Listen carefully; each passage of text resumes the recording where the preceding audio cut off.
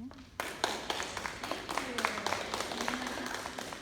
you, everyone, for coming out this afternoon. I really appreciate them giving me the opportunity to share all of the awesome things that we've been doing through this curriculum. And what I'd like to see happen today is that not only do we raise awareness of mental health conditions, we start having a conversation about, what is mental health, try to destigmatize some of the language that we use around mental illnesses. Also to just teach us about suicide statistics. It's really also important to not just learn what it is that people are going through, but how to reach out to them. What would they want you to say?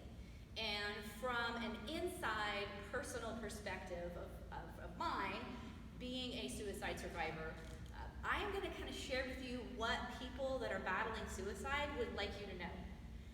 There's a lot of myths out there, and so I think we're going to today together learn the truth about these types of things and these types of battles, because you would be surprised how many people struggle with mental health conditions in America.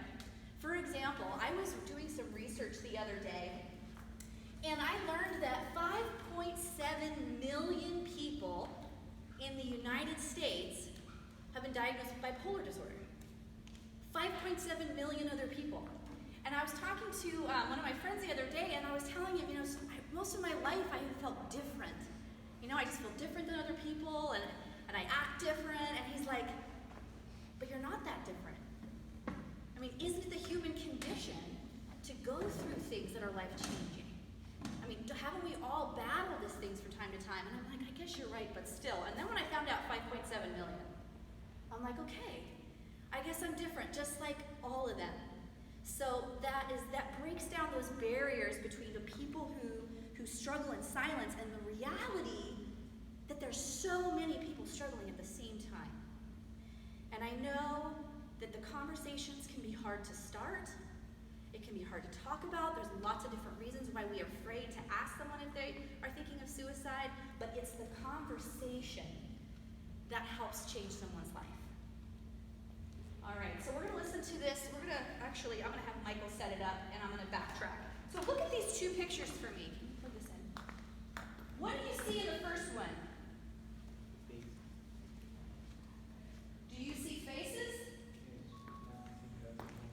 Okay, you see faces? What else do you see? A vase.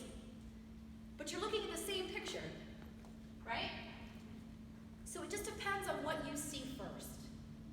And with mental health conditions, sometimes it's what do you see first, the person's illness or who they are as a person. I think a lot of that comes from our perspective. Well, it's supposed to be. We'll see. And then the other one. Okay, who's played Uno? Okay, so when you're playing Uno, how do you know if you have a 6 or a 9? Because there's a line under, right? But I always forget which one's which. And it's a silly example, but if you think about it, it's the same, it's almost the same thing that flip-flopped. So in our thinking, how we look at people with extra problems that we don't face, how do we view that? And where did that come from? That's what our perspective is. We learn it from different places. My perspective, let's say for example, my perspective on marriage. Okay, I'm gonna get real personal with you. My perspective of marriage came from watching my parents be married. My perspective of where I fit into the world came a lot of how I was treated by my siblings and my peers. So we learn over time, and it changes our lens of what we can see. But that can change. You don't have to always continue to think a certain way. And isn't that reassuring? Because what that guarantees is that if you go through a hard time, you can get past that. For those of you who are in high school right now, I have some good news. You made it through middle school. And that is no easy thing to do. And I bet there were moments in middle school where you were like, okay, I can't do this. This is so hard. This is impossible. But you got through it. So high school's the same thing. You get through these things. I've been through so much heartache, and I'll share with you where it came from, but I got through those things, and not alone. I didn't do it alone. I really want to show you this video, but unfortunately, I don't think I'm going to have very good volume. I'm going to play it, and you're going to have to go like this to hear it. Okay? Sorry. You sticking with me? Okay. Because I don't know how to work that Bluetooth thing. I'm really good at speaking, but not singing.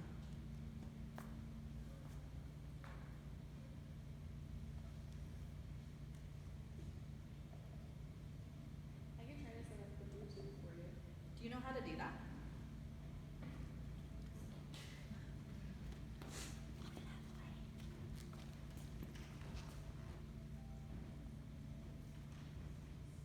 And what's kind of nice, the video, there's no talking. But the music's nice, I don't you listen. Oh man, it's going into spasms. No, that's fine.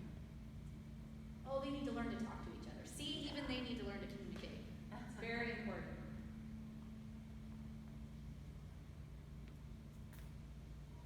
So while she's doing that, our perspectives. And so what I'd like to do where the presentation came from was wanting to have something in the schools, in middle schools and in high schools, that not only teaches youth about mental health, but how to get through those hard times, how to connect, how to fight those myths and those prejudices.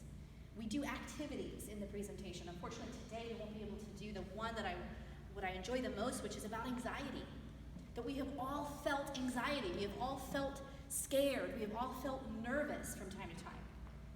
And so they get an opportunity to draw what their anxiety feels like in their body. And you'd be surprised that there's a theme around all the classrooms. Out of the thousands that we've done, there's a theme. See, people aren't just drawing anxiety, they're drawing emotional pain. They're writing things like schoolwork, you're not good enough, get over it, you're faking, you're being too sensitive. So there's these themes, there's these situations that we're all facing that if we have the education and the support, we'll be able to get through those. Okay, yeah. It'll probably go boom really loud, so we hold on. Yeah, and then just hit.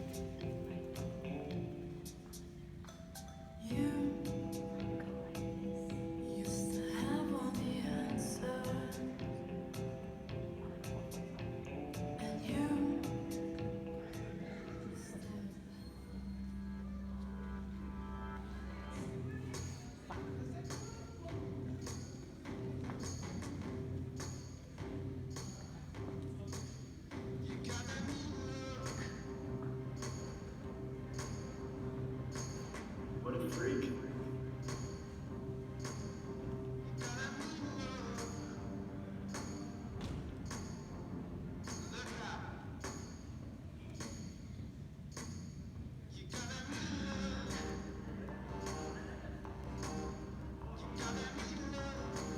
Ah, this girl annoying.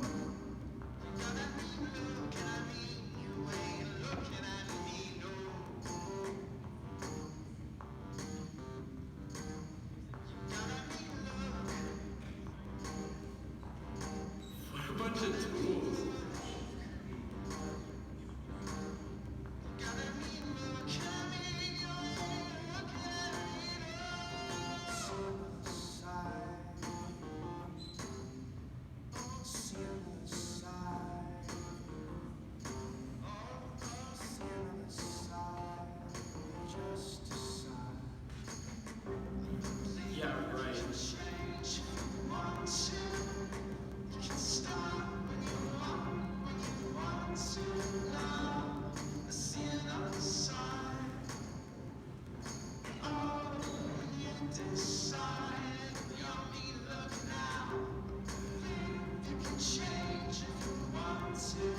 Hey, watch it. Good now. I think you got this. I don't need glasses.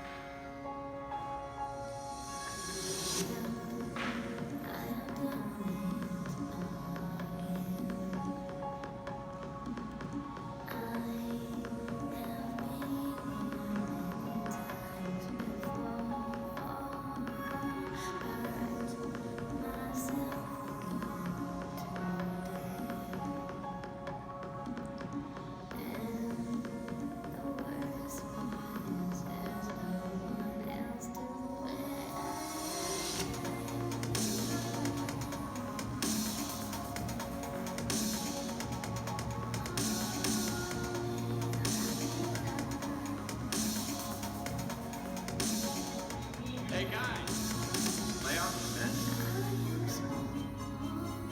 Are you okay, buddy?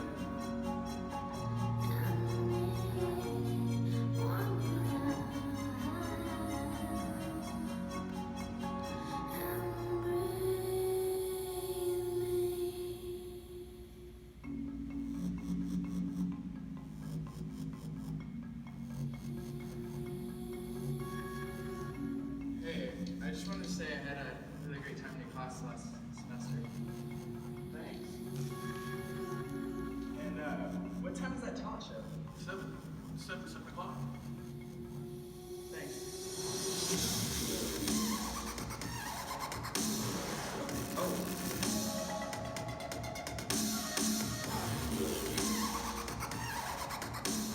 I'm sorry about earlier. You all look really pretty today.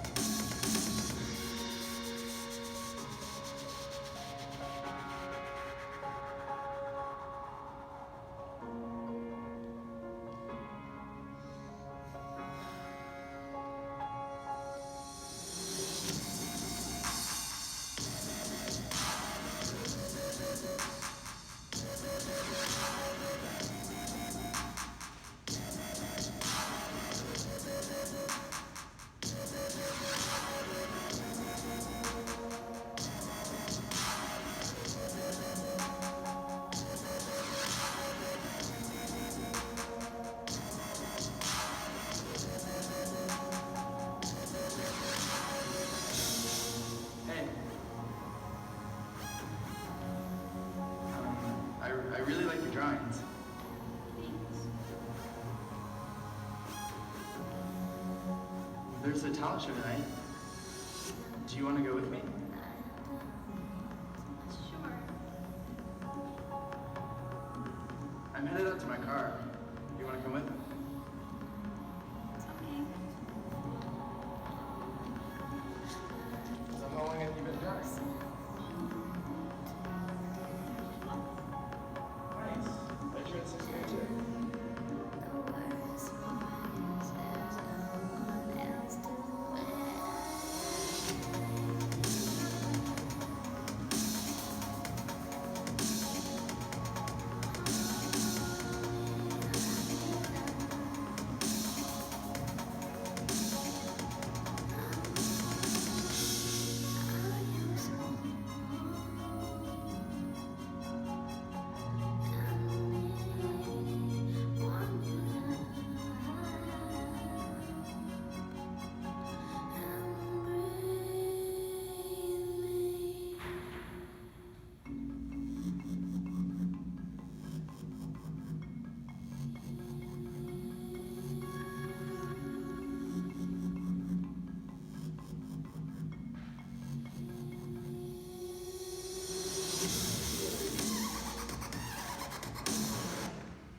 So, there were a couple of things that I noticed about him his attitude when he first walked in that school was pretty crappy.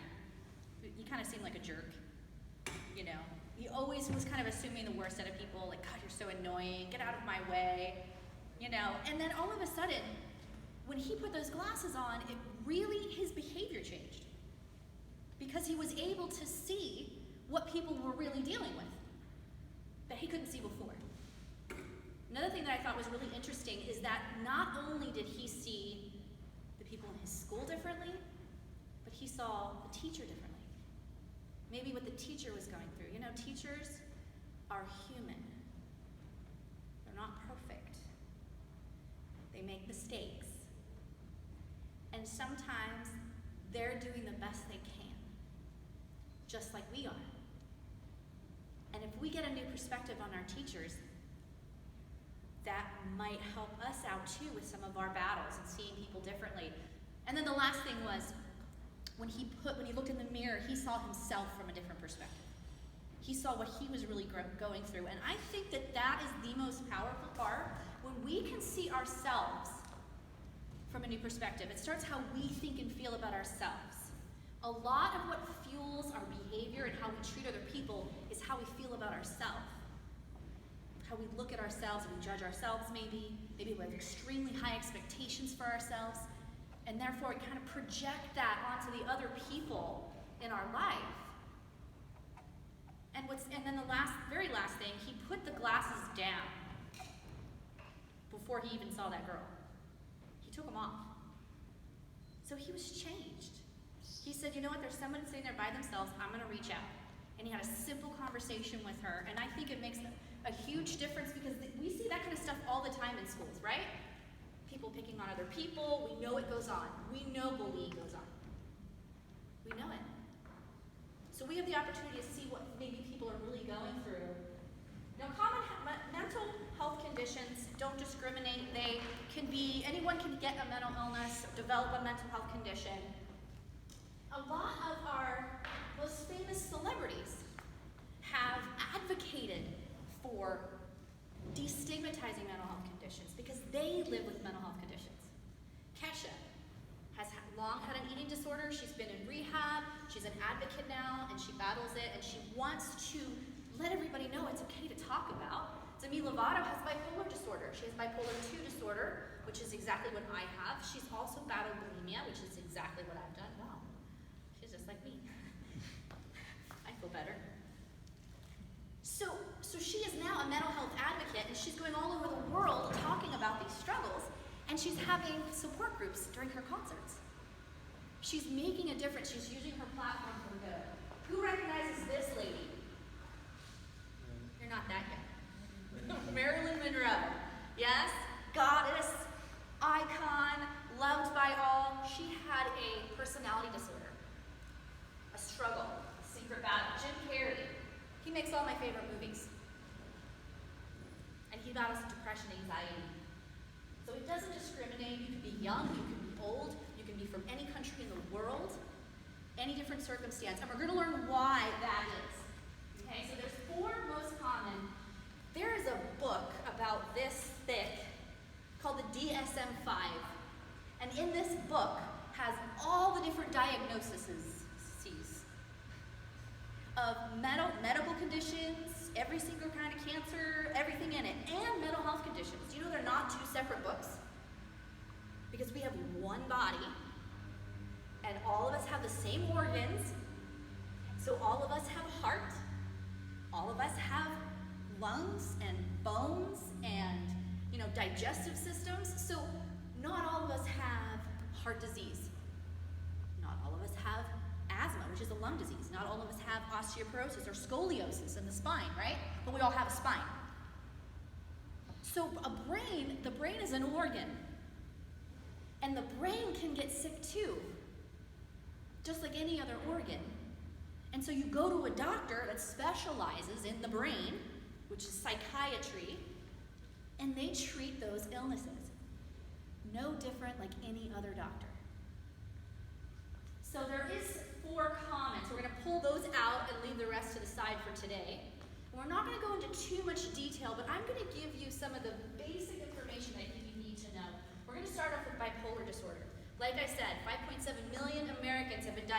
bipolar disorder, and that's just diagnosed. Bipolar disorder is very hard to diagnose. A lot of times, people are misdiagnosed multiple times before they figure that out. I was diagnosed with OCD when I was 19. They hadn't picked up on the bipolar disorder. I guess I didn't have enough symptoms. So I wasn't diagnosed until I was 25 with bipolar. And I also had an eating disorder, and they hadn't diagnosed that yet either. So many people struggle for a long time before they get help. Would anybody wait that long if they knew they had cancer? No. So why is it that we tell people, just try harder to get through it? It just further puts people in isolation. So understanding what bipolar disorder is, it's a mood disorder. Okay, I know, it's like, Miss Amy, come on, everybody's moody. We're teenagers, right? I've been moody since the age of 12, and I'll be moody for a long time after that. But this is much more than just moodiness. Bipolar disorder has a lot of different behaviors that they can see and track. For example, mania. Has anyone heard of Manic Mania? Okay, so this phrase, this word means that someone is in a very high elevated mood. And it doesn't mean always that they're talking really, really fast. It doesn't always mean that they don't sleep, but sometimes it does. They go a whole week without getting any sleep at all. They don't get tired at all. Sometimes people in the manic phase, they think grandiose thoughts. Sometimes even people lose touch with reality. Sometimes they might even think that they're someone else. And it's their brain, of course, their brain chemistry that has changed to change their behavior. So for example, if I broke my ankle, I would probably be limping, right? You'd probably see it on my face. Like, damn, what happened? Oh my gosh, you broke your ankle. You know, you'd see it on my face. That's a physical injury. But with bipolar disorder, you can't see my injury, but you can see my behavior. So the symptoms of my bipolar disorder would be these things. Does that make sense? So that's how they track and diagnose people with these certain illnesses. They look at, well, what kind of symptoms do you have? Depressive symptoms. It's very common to lose interest in everything. It doesn't matter anymore. Last week, I felt successful. Last week, I was doing good. I thought my husband loved me. I thought maybe I am a good mom after all. Maybe I am a good teammate at work. But this week, I can't do this anymore. I'm worthless. And my mood swings. So I have to check in with myself and say, Amy, what's going on? What do you need? All right, so when you go to a doctor, say you get smacked upside the head, okay? They need to do a scan. They go and they put you in one of those tubes. It's an MRI machine. They take a picture of your brain. So they can actually take a picture of someone's brain and see their bipolar disorder. So the normal brain is right here. You have a mixture of blue and green, a little bit of red and yellow, and honestly, I don't even know what those chemicals are, but they're chemicals inside that brain. It means it's normal, it's healthy brain. But the bipolar disorder brain is completely changed, covered in red. So that means that the same person is going to have two different sets of reactions and feelings and behaviors, even if they're going through the same things in life. I'll give you an example. My first boyfriend broke up with me a month after we started dating. I was devastated, of course. My first boyfriend, I was devastated, and I remember feeling so upset and in so much pain that I actually wanted to kill myself. I didn't want to live anymore. I could not handle that rejection. My friends, when they went through a breakup, they would just go get a new boyfriend. So it's like any type of kind of typical situation, I would react way up high because that's what my brain would do. Chemical imbalances in our brain. There are different types of bipolar. There's not just one type of bipolar disorder. There's 1, 2. I have 2. They can measure the moods to see how high someone goes and how low someone goes. and they get to see the differences in the disorders. They treat them differently with different medication. Some people have bipolar 1 disorder where they have to be on so much medicine that they have a hard time living a typical life. They'll never do the things that we're going to do. It's not that they're less than other people. It's that that is what they have to live with. And I'm trying to change your perspective here so that you can see that there's no difference between a mental health condition and cancer. In the sense that, would you ever say, oh my gosh, that person's being so breast cancer? Would you say that? No, it would be so mean. So why is it that we're like, oh my gosh, she's being so bipolar? Why do we use illnesses like those, the mental illnesses, to describe someone's behavior? Maybe because mental illnesses affect people's behavior. I think we could find some other adjectives to use to describe people besides mental health conditions. All right, so there's different types. We're not going to go into those. If you want to know more, get out the big book called the DSM-5, and you can learn all about that. All right, let's talk anxiety. Who's ever felt anxious? Thank you, thank you, thank you. Who's ever felt anxious for no reason? Yeah, it's like, time to go to bed, I'm so tired, ooh, I love my bed, there's fresh sheets. You lay down, and it starts, and the chest starts pounding. I start worrying. Something's wrong. Something's wrong. Doesn't make sense. Sometimes our bodies can react and send us messages that there's no danger, like the fight or flight. So people that are living with anxiety disorders, we all feel anxiety, but this is something completely different. This is where there is no reason to bring on any of these feelings. And there's different types of anxiety disorders, just like bipolar. So often, because life, especially in high school, is full of challenges and stressors that we miss when somebody's really struggling with anxiety that could be diagnosed. So let's take a look at this video. It's a really common moment in the high school hallway between 3 peers. Hey Ray, congrats on student council, man. Oh, thanks, man. Yo Ray, what time's the game on Saturday? 9 a.m. away game. Dude, I hear coach is gonna start you. Yeah, I know, he told me. I've been trying to stay cool about it. Man, the history exam's gonna kill me tomorrow. I know, I've been studying. Yeah, you gotta worry.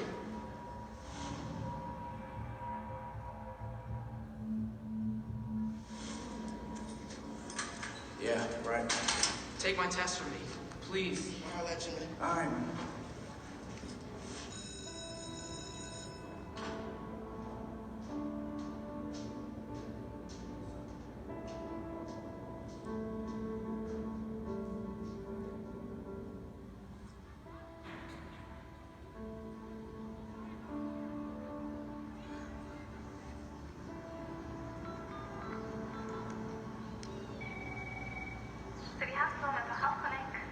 Hi, yeah, my name is Ray, and I'm a junior at Willis High. Hi, Ray. What's going on? I'm calling because I can't stop worrying about things that I don't need to worry about. I don't know, I felt weird and like something was wrong. I decided that I needed to speak to someone.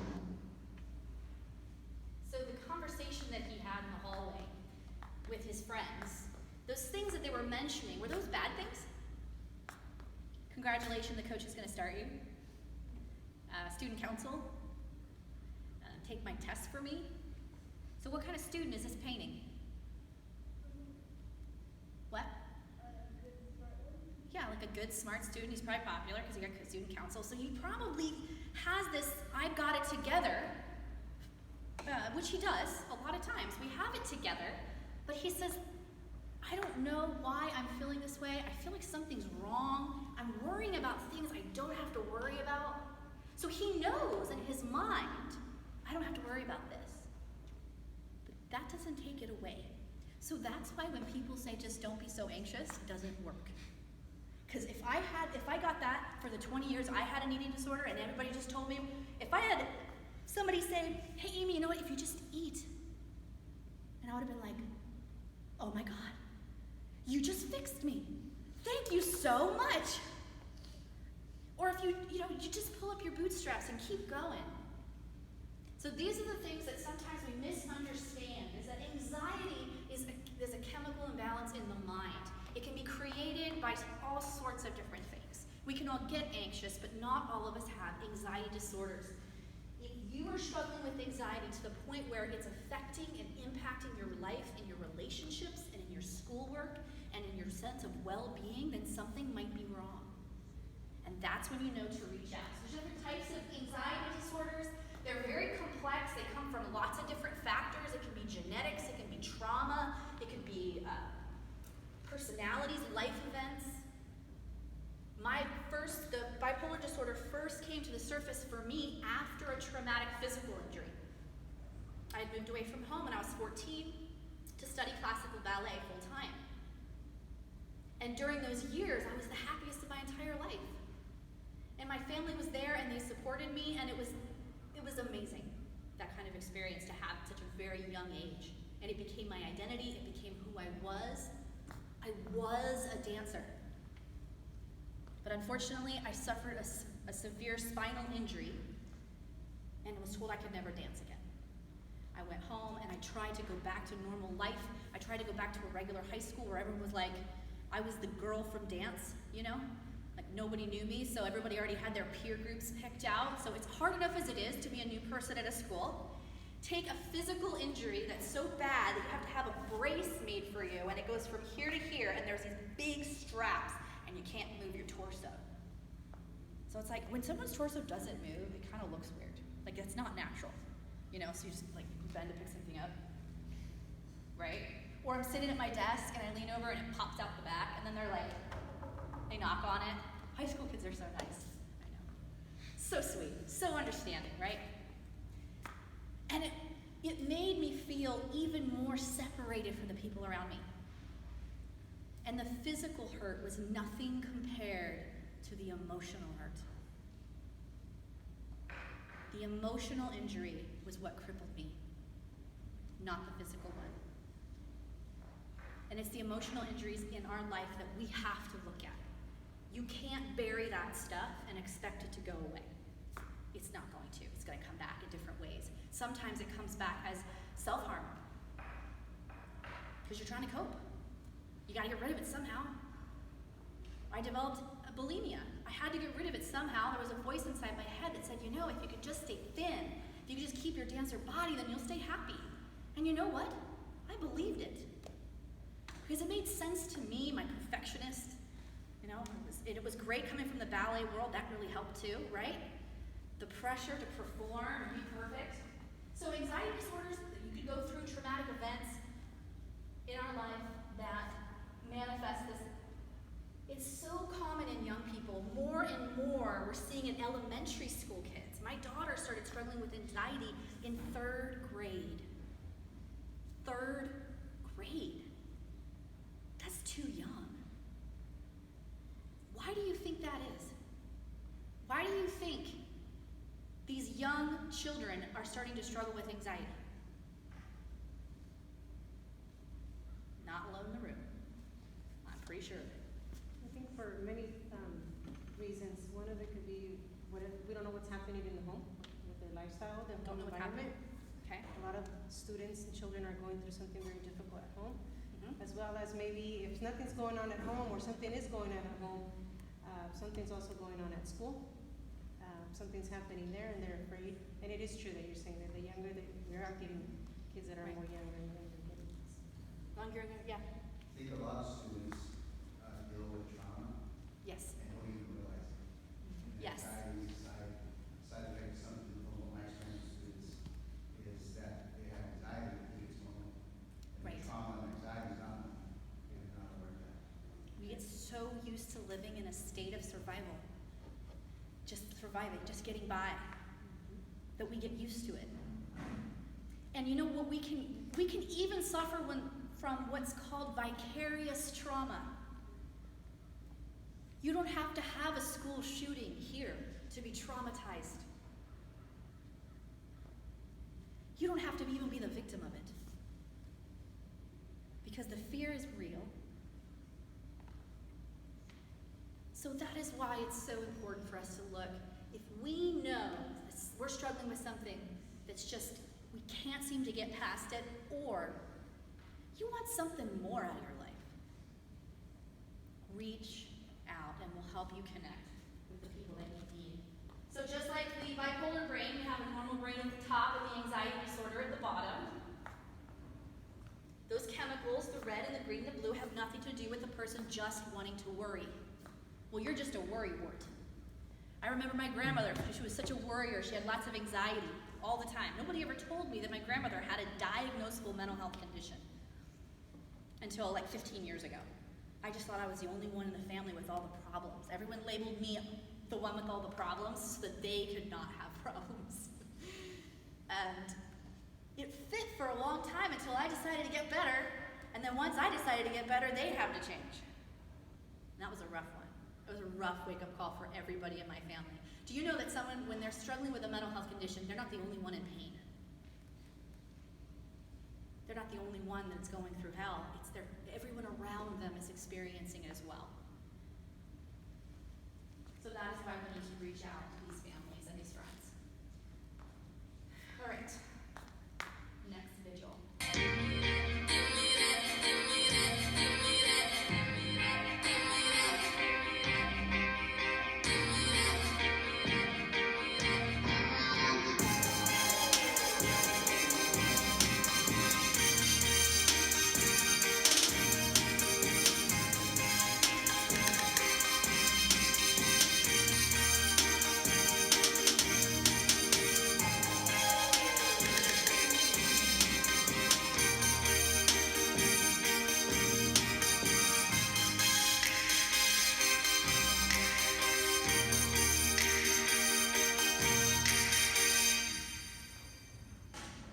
What would your sign say?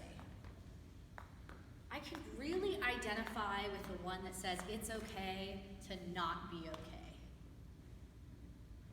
Sometimes I blame social media for painting this unrealistic picture. None of that stuff's real. Do you know that? It's not real.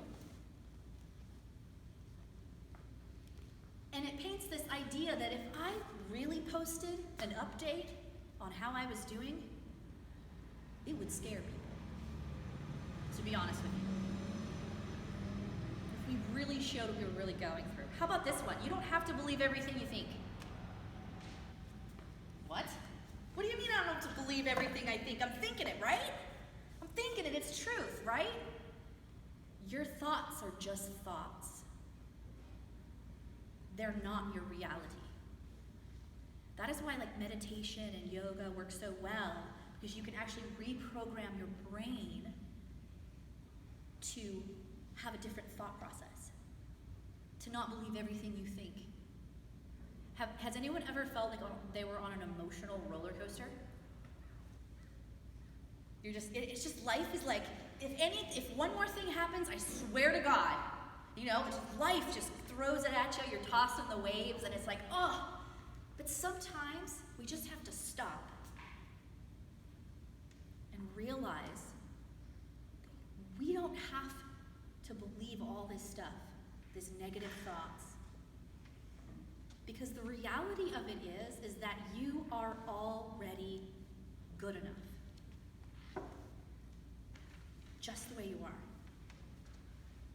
It doesn't matter how many followers you have or news filters you get, because none of that is who you really are. Your challenges, your struggles aren't who you are. My bipolar disorder is not who I am. That's why I don't say I'm bipolar, because I'm not bipolar. Because you're not your diabetes. You're not your asthma. You're not your cancer. You're not your, all those different things that we commonly struggle with, right? So we don't always have to believe everything we think. Next is depression. Depression is not a choice. not a choice. And a lot of times it goes misunderstood because teenage depression doesn't always look like adult depression. Teen depression looks more like short fuse, irritated, flies off the handle. Those types of behaviors, a lot of times, is how the depression is exhibited, it's how we see it. It's not just sad people. It's all those other range of emotions that go along with it. And it's not something that we can control. About 20% of teens will experience teen depression before they reach adulthood. That's a lot of teenagers. And those are just the ones that might even possibly be diagnosed. So let's look at the brain again, because I love brains. Here we go, not depressed brain, full of life, right? It's like the lights are on. The lights are on. Okay, so this person is going through life. It's not perfect. They have challenges. They can get sad, and then they get happy again. That's what that brain can do. That brain can cope. It can problem solve. Okay? It can handle life. The depressed brain is almost completely shut off. So you're trying to function without the ability to process those emotions. I know for me, sometimes I get so depressed that my brain wants to shut off completely and it tells me suicide is the answer. Because it hurts so bad. So it is a chemical inside our brain. That is why medicine helps someone with depression. And when we drink alcohol and we take drugs, those are chemicals that we put in our body. And that's what's called self-medicating. And the chemicals we put in our body affect our brain. So that is why we go on medication. And that is why we say do not use drugs and alcohol. Because it's extremely dangerous. And not good for anybody. All right, so depression, misunderstood. And the last one is eating disorders. Now, eating disorders in the name itself is misleading because they don't have anything to do with food. They don't have anything to do with weight or dieting. They're not a choice. You can't catch one from a friend. You can't get one because someone broke up with you, and your dad can't give you one. For a long time, I blamed my father because he showed up in my life when I was a performer and I was successful. He came to every show, and it just reinforced my value was in what I did. And my success was in this perfect image. And that perfect image just happened to be put in a perfect ballet body that just happened to be really, really thin. So all the reinforcement I got, oh my gosh, you have the perfect legs, oh my gosh, you have the perfect arms, oh my gosh, you have the perfect feet. I thought, good God, I am not my body parts. So it was so hard to see past those to the real issue. So when my dad went back to work and I went back to regular life and it was over, I felt hopeless and worthless. So that option of controlling my life through controlling my weight to me made sense.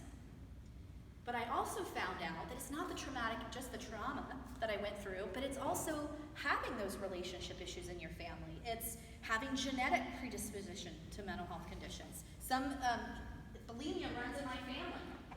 So I wasn't struggling against the scale. It was what it represented. Just like self-harm. The person doesn't have a problem with cutting. Cutting's not the problem. Burning's not the problem. It's the emotional pain that they're trying to cope with that needs to be resolved. And until you cope with that emotional pain, the self-harm will continue to be there. It will continue to be there. Just like the alcohol, just like the drugs, just like the sex, just like the unhealthy relationships. We fill the void. We do everything we can to run from our emotional pain. And we develop these behaviors and these unhealthy dynamics in our life to cope with it when it's not working. Is it working? No, it doesn't work. I tried for 20 years, so take my advice. It doesn't work. So eating disorders are misunderstood. But you know that you can see someone with an eating disorder for a certain set of behaviors. You can see them restricting. You can see them, maybe they're going to the bathroom right after they eat. Maybe they're abusing diet pills. But you can't always see on the outside that they're actually sick. I spent the majority of my eating disorder career at a normal weight, if you could believe that. And I thought that I wasn't sick enough to get help. Because these girls, I'm like, well, I'm not skinny. How could I have an eating disorder? So I remember when I went into an eating disorder treatment hospital, and it was like an inpatient unit, and I started seeing these girls with tubes in their noses. And I'm like, I'm not sick. I'm not like them. What am I doing here? I remember I called my mom on day 3, come get me. These people have issues, and I don't. I don't need to be here. Yeah, right. She says, no, it's too late. I hate you. God, Mom. Every time. There was another woman, middle-aged woman, beautiful, just beautiful. Perfect, you'd say, figure. She just collapsed one day at the hospital, and they rushed her to the emergency room. Her platelets were off. She almost died of a heart attack. So you don't know when someone's sick. You don't know, you can't tell if somebody has an eating disorder on the outside. But there are signs and symptoms that you can get to know. Sometimes it's certain sets of behaviors. Sometimes it's an idea, a view of themselves. A lot of times it comes with insecurity, self-hatred. Someone has maybe extremely high expectations for themselves. They're very driven individuals. But what is such a reassuring fact is that eating disorders, you can recover 100%. I did. Now, here's the thing. I am a woman, and I live in America, okay? So I don't have the perfect body image, but I'm not living with an eating disorder. I don't get up and go, God, I'm so perfect, and just be like, oh, man. No. But I don't have that idea in my head of self-loathing. I don't count from the moment I wake up in the morning to the moment I go to bed. I don't worship the scale anymore. I don't hate myself. I love my body. Do you know what my body's done? My body's badass. Do you know what it's done? I had a baby. Yeah, I know. I ran 2 marathons when they told me I'd never do anything physical. Yeah. Take that one, doctor, whatever your name was. My body's here today, and I have fought through so much stuff. It has always been there for me, and it's just like, please help me out, Amy. We're trying to survive. So let's get that perspective in our minds that what do our bodies actually do for us? To turn that monologue around. I am more powerful than my eating disorder. That is so true. I'm more powerful than my bipolar. And what I do with it. All right, there are different types of eating disorders. There's like a lot of different types of eating disorders. But one in particular, there were so many different kinds of sets of behaviors that people were struggling with, and they weren't fitting in the categories like anorexia is over here and bulimia is over here. You have the binge eating. Nothing was fitting in those categories. You had all these other people who had issues. So they created a diagnosis called EDNOS, eating disorder not otherwise specified. Because they were finding that these individuals that weren't meeting the other criteria were dying from eating disorders. Because they didn't think they were sick. I must not have a problem because they didn't diagnose me with anorexia. You could still be at war against your body and be punishing yourself for mistakes you thought you made by using food and not technically have been diagnosed. 10 million men and women in America right now, estimated, are struggling with an eating disorder. More and more children are being diagnosed with eating disorders. Maybe it's because we're getting better at finding it for diagnosing. Maybe the awareness is going up. Maybe that's why we're diagnosing it more. Or maybe it's that the stress of our lives are going up. The pressures pressure's on, right? The media doesn't help. If we're gonna use guns, let's have a conversation real quick.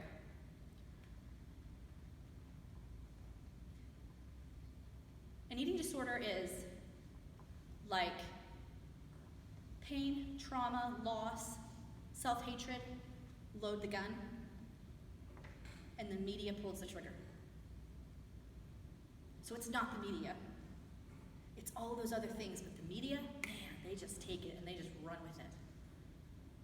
So we can decide, how are we going to, what is our perspective on eating disorders? How are we now going to view them and have conversations about them, now that we know the truth? Let's talk about something that's not an actual mental illness, but it is a coping mechanism called self-harm. It is used to control situations, to manage emotional pain. Sometimes people do it because they want the physical pain to match the emotional pain on the inside. Sometimes they're feeling numb. I can't guess. It's different for other people. But for me, it was that I was put on so many antipsychotic medications to keep me from killing myself that I was so numb. I wanted to feel something. And I know my behaviors, I don't self-harm anymore, but there's one thing that I do that I notice. When I'm getting stressed, I start ripping the skin around my cuticles. And I know I'm ripping my skin. Just enough so that it hurts, but just a little bit. Now, that's not a huge thing, right? I'm not playing with blade. I'm not doing something that's gonna like take my own life. But I know when I get stressed out that I start to do things that aren't healthy for me, that aren't good for me. There's so many different reasons. And when somebody's battling this, we call it non-suicidal self-injury, meaning they're not doing it to take their own life. They're doing it to manage their emotions and to cope. There's a lot of different types of self-harm. Some people pull out their hair. And of course, it's not related to the tics, but they actually pull out their hair. I had a very extreme case with a client who, she had bipolar 1 disorder, she was manic, and she broke her own arm in a door. That's pretty extreme. But there are signs that somebody is hurting themselves, and when you see that, if you know what's going on, it means that that person needs help. Now, who has ever heard of the myth that people self-harm for attention? Who's ever heard the myth that people self-harm for attention? Okay. So if someone is self-harming to get attention, then they are no longer attention-seeking, they're help-seeking. There is something wrong if someone goes to that length to get your attention. There's something wrong. And it's still harmful to them. And so for me, I always encourage people, if you see it, ask them, hey, I notice you're doing this. I'm really concerned about you. Are you okay? What's going on with you right now? Bring it up. Tell a trusted adult. All right? It's very important that you tell a trusted adult because, again, if they're trying to cope with whatever's going on in their life, and you could be the person to reach out to them and make a huge difference in that and help them connect. Does anybody have any questions about self-harm that I can answer today? Any questions about self-harm? Maybe a myth that you've heard?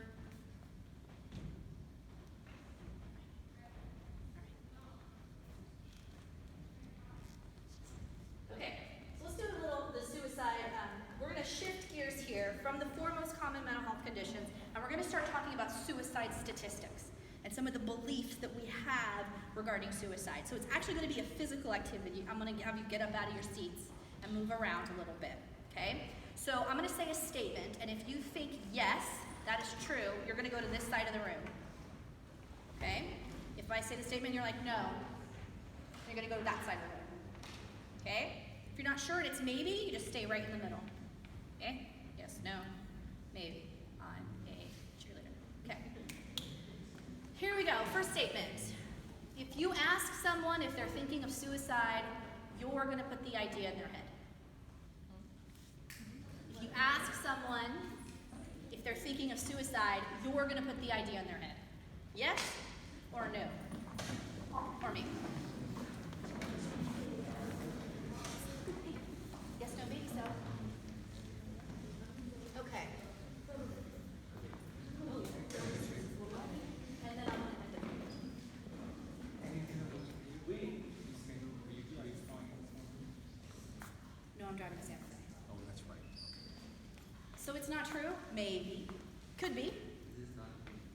So this is the maybe. He's like, I don't even know where I am. Yes? Okay, so let's hear your thoughts. Why is it that it's not true that if you ask somebody if you're thinking of suicide, you're going to put the idea in their head? Why is it not true for you guys? Well, that's enough. Right. Is that where you want to be? Yeah. All right, go Okay, for one it. more chance. Get on the boat. What are your thoughts?